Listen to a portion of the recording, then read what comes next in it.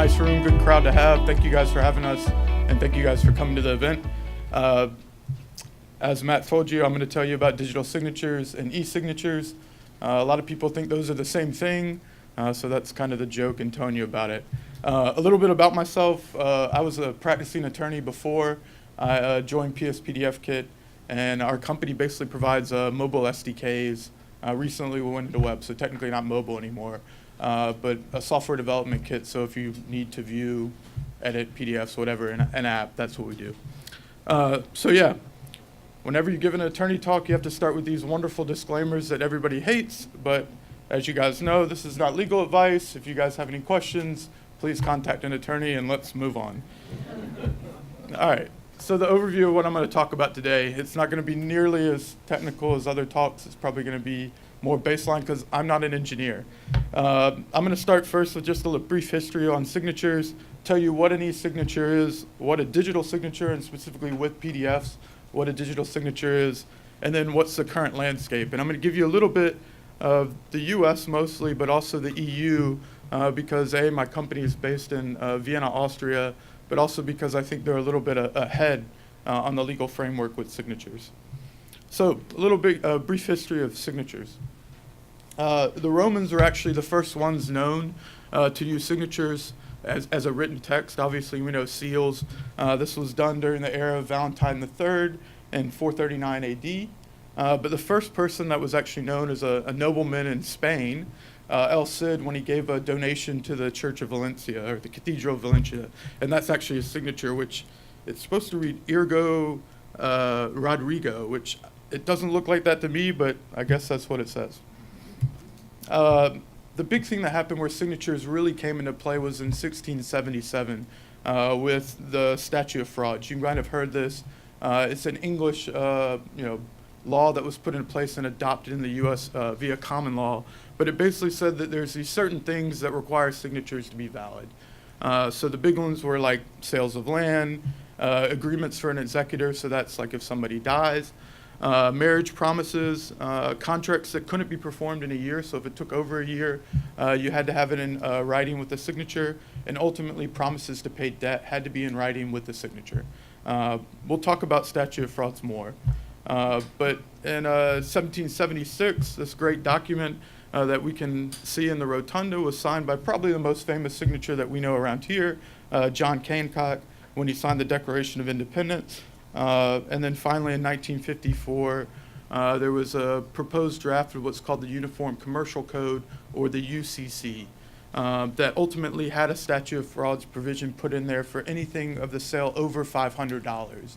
And there's a breakdown in the UCC as to saying if it's a business-to-business transaction versus a consumer-to-business transaction, but we'll talk about that more again. So as technology started to change, signatures started, or the validity of signatures started to get challenged. The first one was when was used as whether a telegram. So I signed something, I put it in a telegram, and the person says, "Yep, he signed it." Does that constitute a valid signature? And that was in 1869. Howley v. Ripple established that agreement actually was made.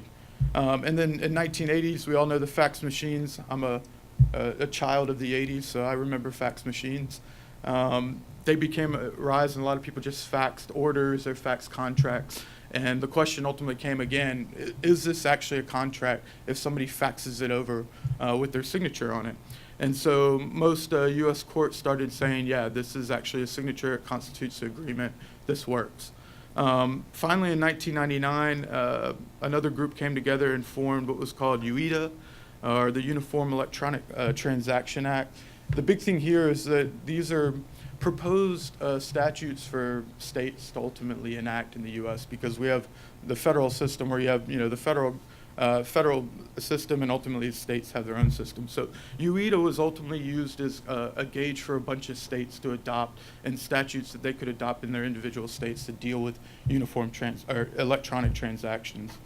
And then finally, the federal government in 2000 adopted the Electronic Signatures and Global and National Commerce Act, or the eSign Act, if you can imagine that, by Bill Clinton. Both of these were basically trying to deal with the past court cases. So all these court cases and technologies were like okay, we know this person intended to sign this. He sent it via an electronic thing. Is this a valid medium for them to do it? And basically, both UETA and ESIGN said, yeah, this is fine. But it ultimately broke out what mattered in a signature, or what actually came to matter in a signature. And the two main considerations with all signatures are intent. Obviously, does the person intend to enter into agreement by signing this document? And then finally, the last one is some evidentiary standard that this is this person's actual signature, right? So in the past, this was always done with ink, like I showed you the Ergo Rodrigo, right? So how do you actually verify that this is this person's signature? Typically, the way you did this is you put a qualified document examiner on the stand, established that he was an expert, and then he went through how he knew this was their signature based on old signatures, which I don't know if anybody's ever forged a signature here. I did with my mother's on a sick note when I was in high school, and we all know how we did it, right? You put, here, she signed this document here, you put the sick note on top of it, and you trace really slowly over it. And it looked nothing like your mother's signature, but it passed for a sick note. So this is a common way, obviously, of tracing signatures in the past, using transmitted light, carbon intermediate, or using pressure to ultimately indent the signature in. So a document examiner, when they would get on stage, or when they would examine the signature with a magnification loop, they would ultimately look for the speed and pressure of the signature, if there is any pen lifts, hesitation marks, tremor lines, thick starts and stops, or whether the two were actually a perfect match, because nobody's two signatures are ever a perfect match. And that's how they would determine whether this was actually this person's signature.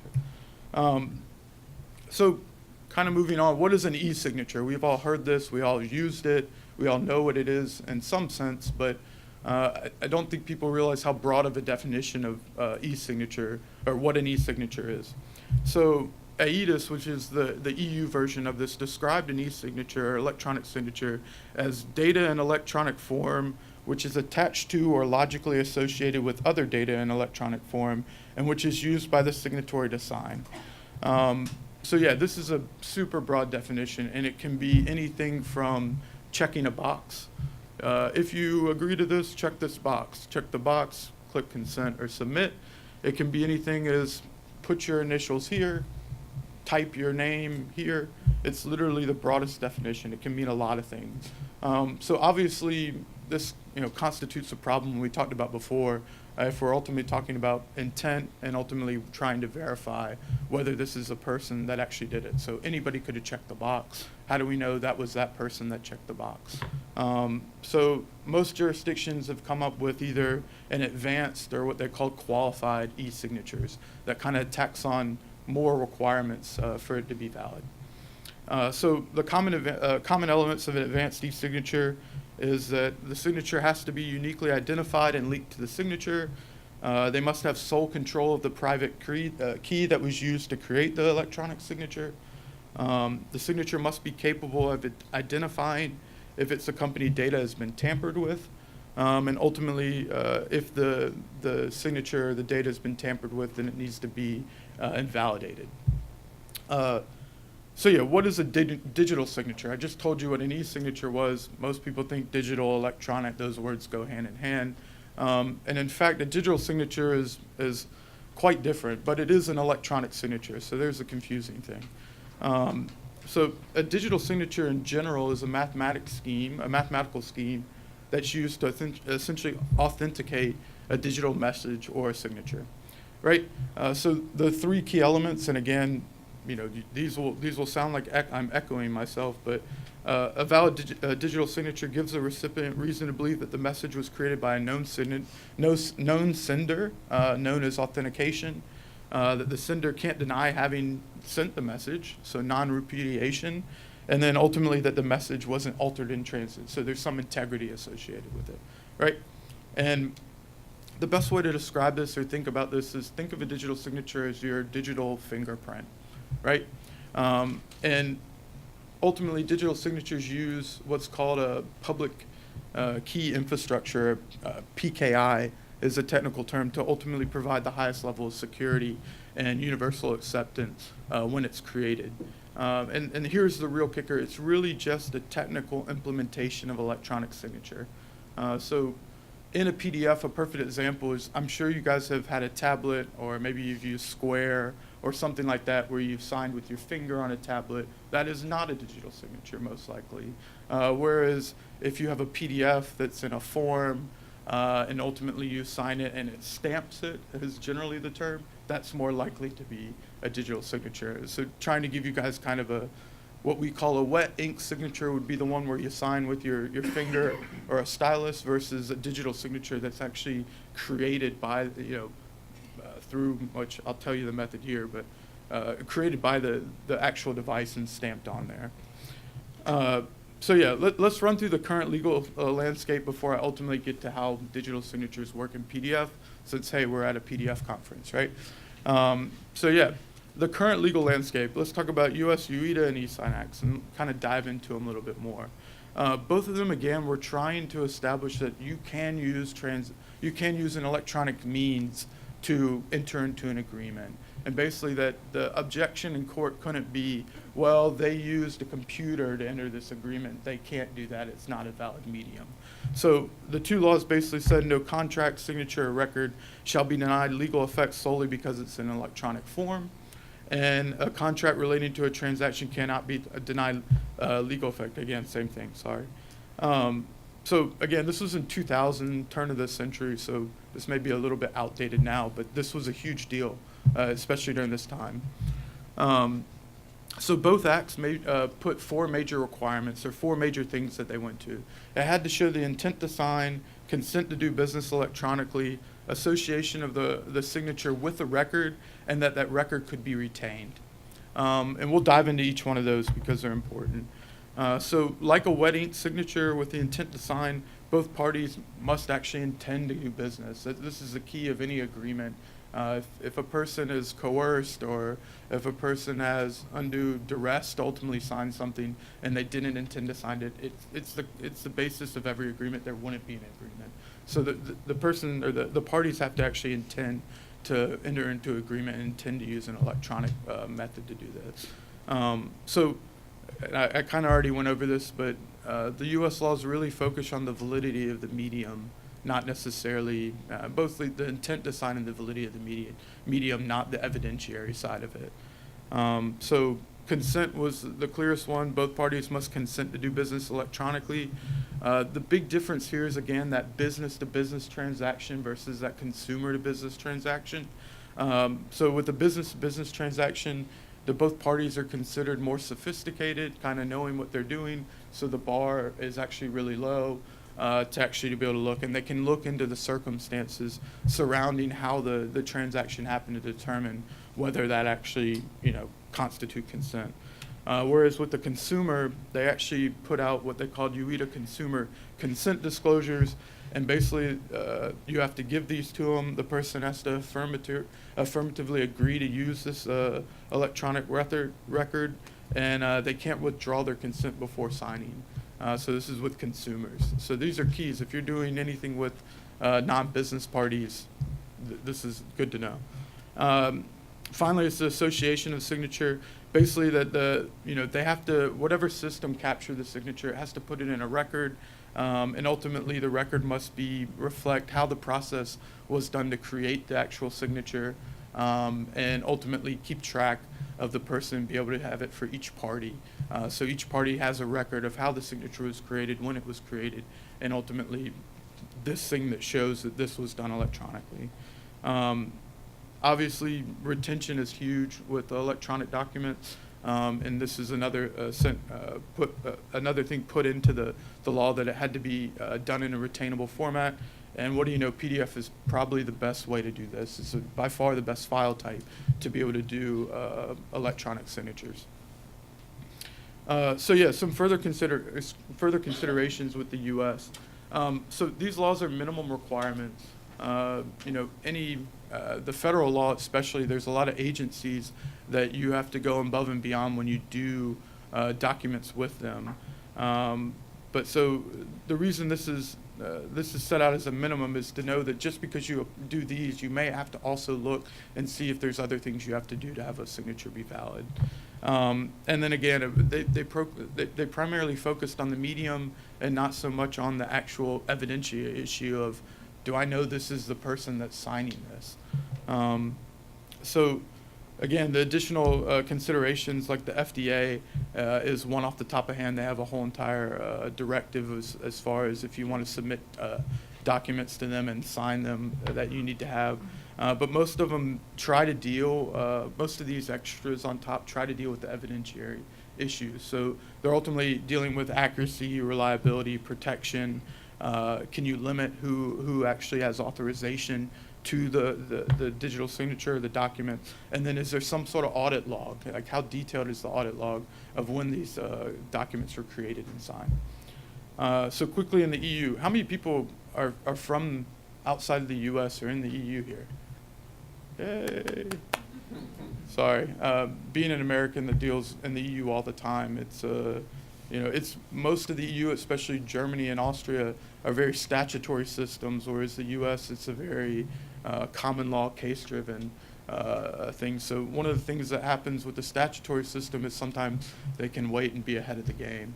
And the EU ultimately had an eSign directive that they put out in 2000, I believe, maybe it was 2001, about the same time that UETA and eSign were done, and then they updated it in 2016 and replaced it with what they call eIDAS, which is ultimately set out what they called a simple, advanced, and qualified signature, and it almost is specifically dealing with the evidentiary side of things. So what they basically said is, you can't, with these things, if it's done in electronic media, that you can't not allow them to bring this as evidence into a case to determine whether a signature was done. And we'll get into this a little bit further at the end. I promise I'm almost done. So the IDAS focused more on the technological process of verifying the identity of the signor, the security around the process, and ensuring that the signature had not been tampered with. So again, it kind of sounds like I just told you about digital signatures again, because that's really what they cared about, was the same thing that a digital signature ultimately cared about. And so again, it was to allow the evidence of any of these three types of e-signatures to be admissible, which I told you what an advanced signature was. I didn't tell you what a qualified one was or a simple one. A simple signature is basically like the same definition of an e-signature. It's any type of signature. At advanced, we went through the elements of it, and a qualified actually is more, it might as well just say it's a digital signature, because it's basically, it can be done in any type of mechanism. They don't require you to do it via PDF, but it basically has to have all the requirements of what a digital signature has in PDF. So yeah, many of the member states in the EU as well, it's a federal system, if you can think of it that way, as the EU gives a directive, and then the ultimate member states can decide how they want to enact these laws, or whether they want to or not. There's certain things where they say, hey, no electronic signatures are done at all. The common one that I've run into is if you've ever done business in the US and you ultimately are getting some sort of shares of a company, or you're writing a company, you have to have a notary. It's not like a notary in the US where you go to a bank. It's actually a person. It's a very significant, like, kind of person that basically sits there, watches over the proceedings, takes the document, and literally reads the document out and makes sure everybody understands what they're signing. So there's certain things where they say electronic signatures, sorry, we won't allow them. But for most things, it's actually just like the US. And again, the idea is that even a simple signature can get into evidence and have an evidentiary weight, but obviously as you go to an advanced signature and a qualified signature, the weight of that being a valid signature is heavier. So yeah, how does this relate to a PDF? Sorry it took me so long to get there. But yes, it relates to a PDF because of digital signatures. And digital signatures are part of the PDF spec. They've actually been updated in the most recent ISO 32002 that was recently done last year, or recently adopted last year. But basically a digital signature when signing a PDF uses, again, the PKI, or public key infrastructure. And so I'm really trying to break this down for people because it's confusing if you don't deal with it or have never dealt with something like this. A PKI protocol basically says it uses a mathematical algorithm to generate two long numbers, right? Long numbers, think of like a password generation thing, right? These are called keys. One key, it's public. One key, it's private. You hold it, nobody knows it, right? And then basically when the person signs a PDF, the signature is created using the person's private key, and the algorithm acts as a cipher. So it basically takes that private key, it ciphers it, and creates a hash, right? It then encrypts it and signs the document. The resulting encrypted data is the actual digital signature. This is what the thing is actually stamping into the document. So then when it's actually sent to the person on the other side and they need to verify whether this is a signature, they have the public key, and they basically use it as a cipher of the hash to see whether it matches the private key. And if they match, obviously this is a valid signature, right? So there's a lot of things you can put in this digital signature.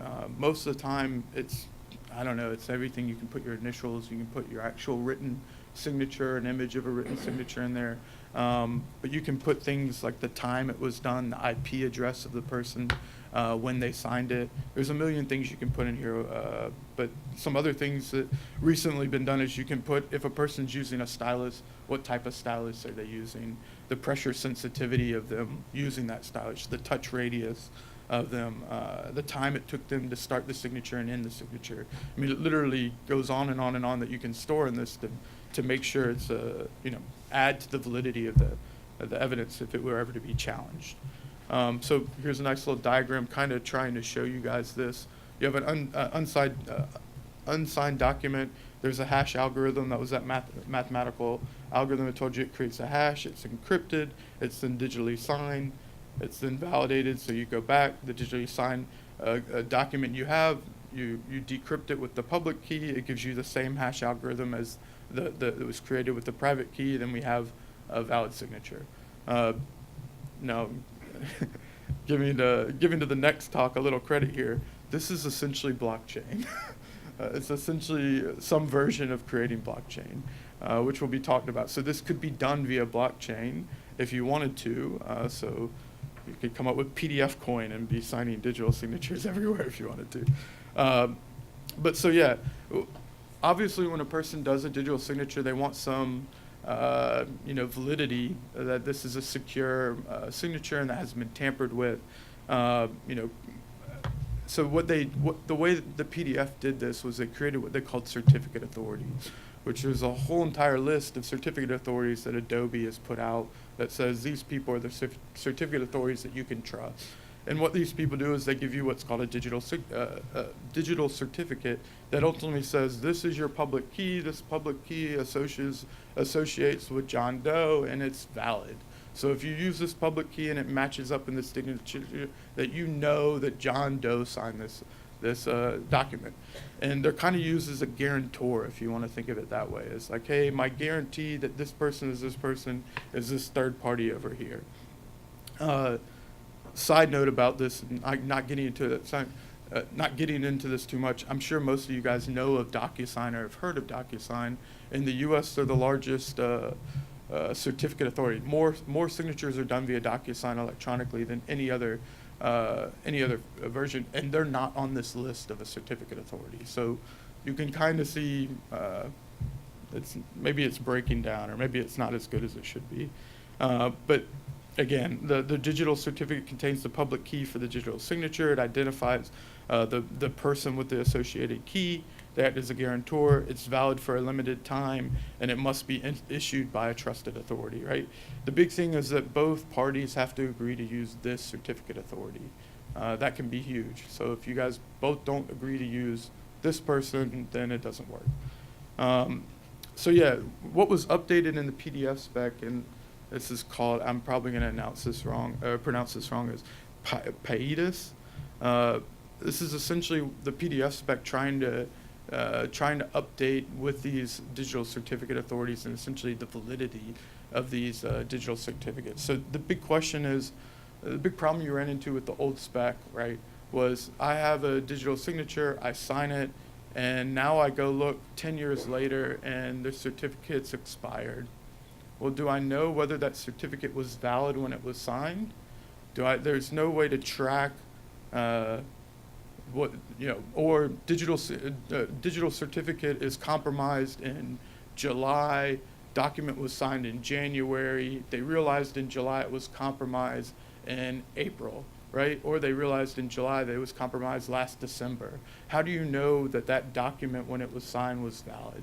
And it was trying to solve this problem. And basically what they did is said, okay, when the digital signature is actually created, we're going to timestamp it, and we're going to include the timestamp then. But then if it's online, we're going to check whether that digital certificate is actually valid. If it's valid, we're going to timestamp it again that this certificate is done and it's valid, and we're going to incorporate all this into the actual digital signature.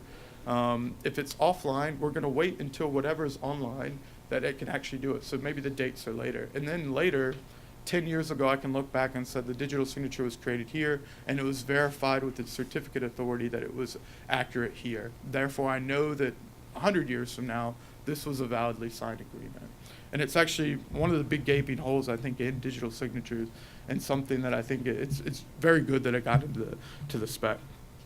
Yeah, and I just told you all that, sorry. So, yep, okay, yep, and I'm done. Thank you, guys. If you guys have any questions, I'm glad to answer them.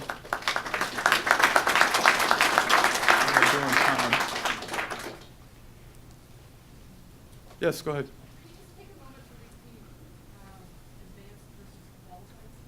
Sure. The question was, can I go back and explain advanced versus qualified?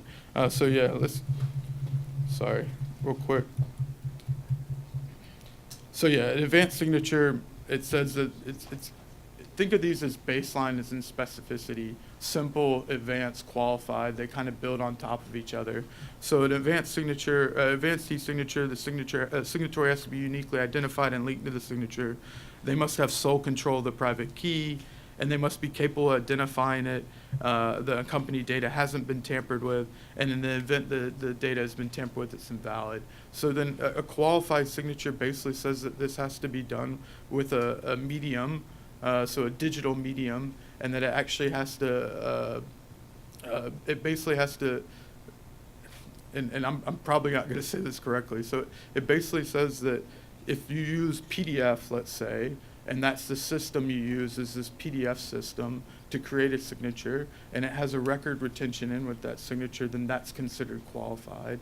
And in fact, the way it's done in the EU spec, they actually have said each individual signature, so PDF digital signatures done with this spec is a qualified signature, whereas they may say another one's not. And in actuality, in use, a qualified digital signature is super rare.